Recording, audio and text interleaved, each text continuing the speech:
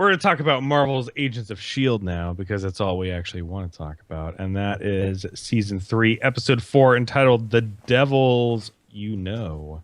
Full spoilers follow. Having reluctantly agreed to share information with Rosalind and the ATCU, Coulson and the team search for the Inhuman who is killing other Inhumans. We learned that his name's Lash, by the way. We called him Shadow the Hedgehog, or at least I did, but he's Lash now. Well, May feels that Hunter's mission to take down Ward is getting too personal.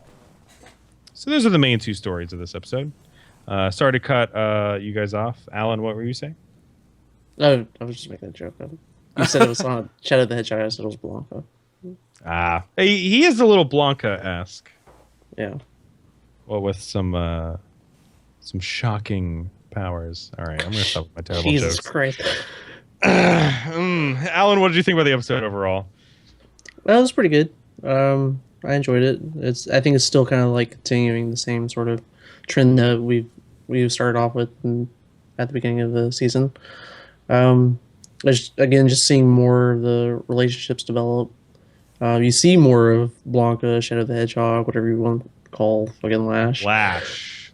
That's the name we learn. We learned that he can transform into a regular-looking person. Yeah, which is interesting. It is. Which was told. I just want to point out that secret was told in Shadows. Like Shadow the Hedgehog. Look at that. Is he a fucking dream for the show? Shadows. Every time we make a Sega reference, return your money. So why? Yeah, is there any kind of comic influence to the Slash character? Is there some? No, he is a comic book character. We already knew he was Lash before the season even started. Oh well, is it faithful? Alex, even I remember them saying that to us when we seen the trailer like 2 months ago. Well, for anyone who might not have heard that episode, everybody's episode is their first episode, as I don't know, famous comic book writer Stan Lee once said. It's true. So, very true. Yeah. So maybe people don't know who Lash is and want to know who Lash is. Yeah, that doesn't make an excuse for you not knowing who it is. Oh my god! I'm the host, Peter. Oh my god.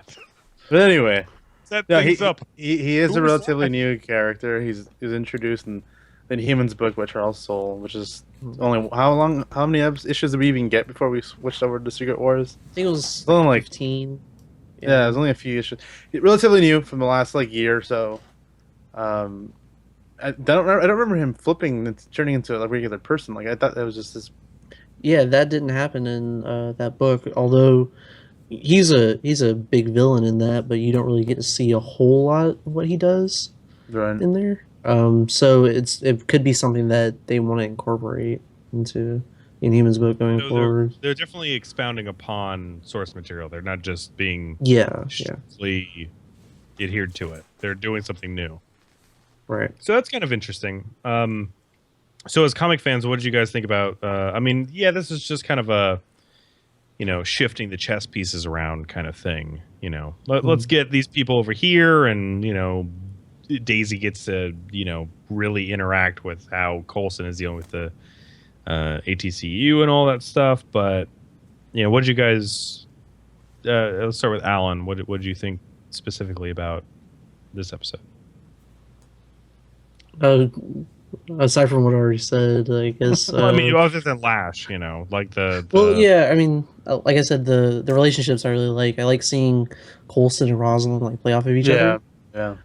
That's really cool because Coulson will talk to his group, and then Rosalind will go talk to her group. It's deal, get on the truck, And I really like that because it's they realize that they're working towards the same goal, but they still do not trust each other. I also like how Sky totally it calls out. He's like, "Yeah, you've got a thing for her." He's like, first names again, huh? Yeah, you're totally not making it obvious at all. And he's like, making what obvious? She just rolls her eyes, come on. But it works really well. The chemistry between the two of them is fucking great. It works so well, and it really sells that relationship of having these two groups working together really well. And I'm really interested where that goes off. He basically meant is equal, and that's kind of where he sits at, and that's why he's probably so interested in talking to her. I mean, it's 1,000 times better than what we were getting near the end of last season with other S.H.I.E.L.D. Yeah, This is like good. We get to work together. We have opposing ideologies, but we're working toward the same basic goal.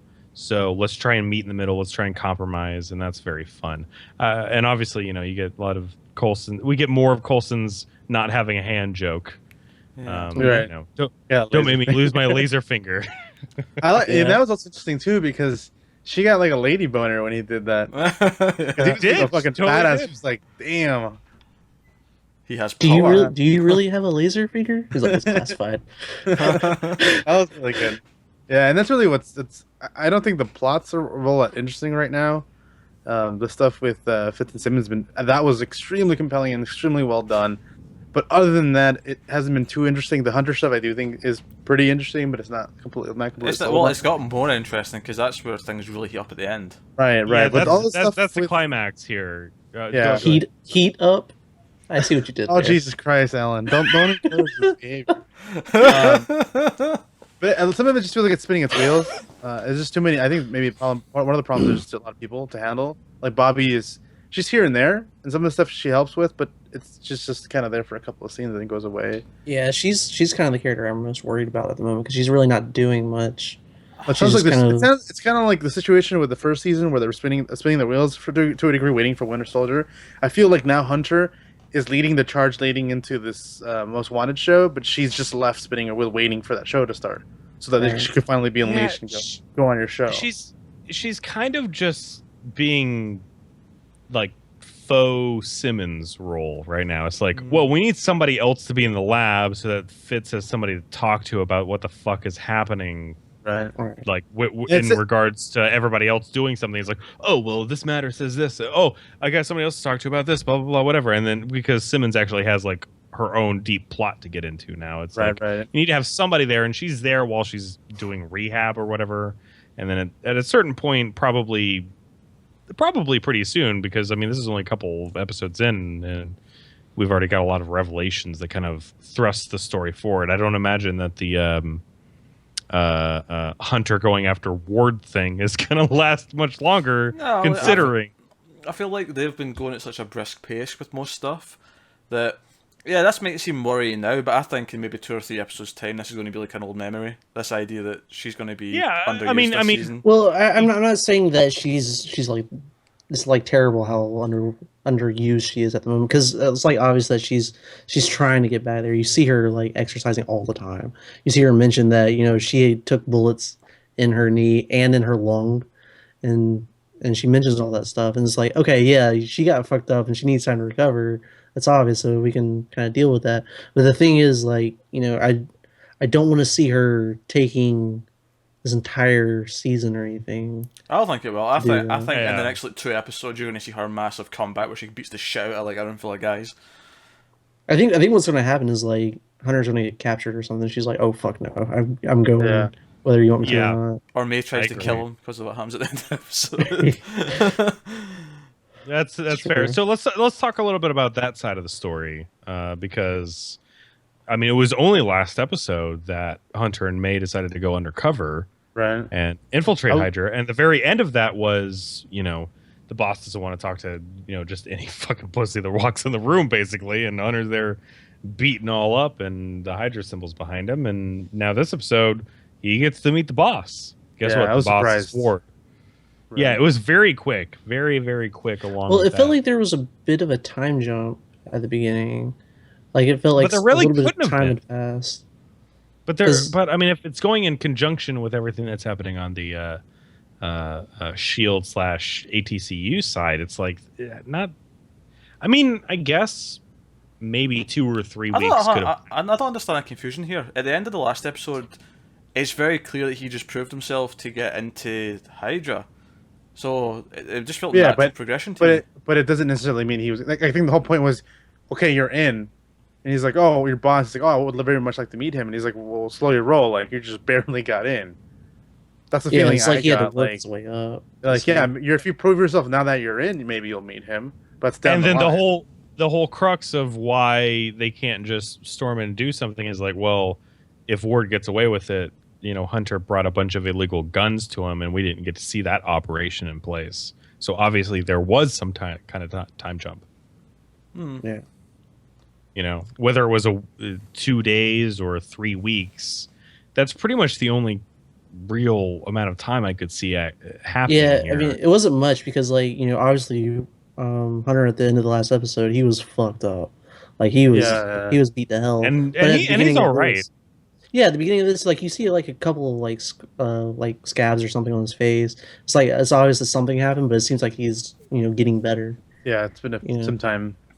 I'd say 3 weeks at most, really. Yeah, some time. On the S.H.I.E.L.D. side, it doesn't feel like much time has passed at all, considering Fitz and Simmons' relationship and just kind of how Mockingbird's there and how Coulson reacts to things with Rosalind and Skye's interaction with how everything's going down with the Inhumans. I mean, we've got the Inhumans that have existed before the outbreak going on here, and they get kind of massacred at the beginning, which I actually really liked that sequence, just because it was like, oh, well, they actually lived like normal people for a bit, and then shit just kind of went wrong. I'm very curious about this Shadow the Hedgehog / Blanca / Lash. That's his actual name. That's his name. Yeah, well, they're really downplaying his, like, because they described him as being like a Magneto type of character, and the reason why he's killing certain Inhumans because he doesn't deem them worthy to be Inhuman, and so he's trying to just find the best of the best. And it's interesting that he lets Daisy live, which obviously he deemed her good enough to be an Inhuman. He's like the Predator, really, because like in the Predator. Oh, I see. Like, what's the second one where he acknowledges that you deserve a gun, like. Oh no, I was thinking like in the first Predator movie, like he's hunting certain people for their skulls, and then if you don't have the right skull, he just lets you live. So it's kind of like playing off that sort of thing. Yeah. Yeah, I mean, well, he's supposed to talk though. That's the part that's missing. Right. He's supposed to kind of develop as a character. Well, I'm sure that'll come in time. They're just building suspense out of having the monster, lurking about while that stuff's going on. I enjoyed this. I like the ending, which I'm sure we're about to get to in a second. I also I think it's worth pointing out that Simmons is about to open up to Fitz at the end. We just don't get to hear the end of the conversation, so hopefully we get that next week. Of course. Let me tell you this. Sorry, Mario. Before you get to that, I just want to make one point, which is I have the same problem with the end of this episode as I do with the end of the most recent Flash episode, which is it's the same fucking cliffhanger we got from last week. Which is, I'm going to tell you everything about the thing that you want to know about. And then we don't get to know about it because some crazy thing happens and now we have to learn about it again. Except we did. Well, this one, she told Bobby, though. Bobby can't tell you. Well, it was like with Flash. With Flash, it was somebody went through some trauma. I'm trying not to spoil that show, but somebody went through some trauma, and it was the exact same thing the next week. And then with this, it was like Simmons is opening about her trauma to somebody, but we don't get to hear her end of that. And then she's going to open up probably even more to Fitz, but we still don't get to hear any of that, so it doesn't really matter. What were you going to say, Mario? Sorry, no, I was just joking. I was just joking. Oh. I'm stepping on jokes tonight. I'm sorry. Should probably all your bad puns. I'm the one usually making the terrible jokes, and now I'm stepping on everybody else's terrible jokes. I feel terrible. Ward is proper evil now, given what he does at the end to try and stop May and Hunter. Yeah. And I thought that was shot very strangely. Because a little, you don't see his face or anything. You only see his feet, and then the fire starts. I thought it was like very ambiguous. Yeah, so you don't know if he actually died. Yeah. Like it's clear enough for May to think it happened, but as an audience, you're supposed to go, "Oh, I don't know if it happened." Wait. For who to die? May's husband. You sort of jumped into the deep end there, Alan, without explaining what we were talking about.